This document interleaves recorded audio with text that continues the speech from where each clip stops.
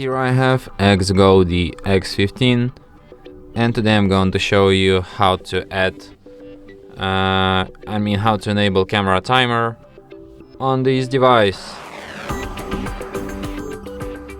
So to do this, firstly you have to open camera.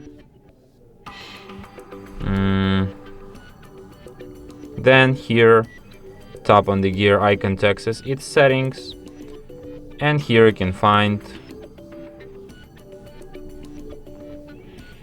timer, self timer. You can set it on 2 or on 10 seconds, so let's set it on 2 and try to make a photo. And as you can see, timer works perfectly. And that's it. Thanks for watching. If you find this tutorial useful, don't forget to hit that like button and subscribe to our channel.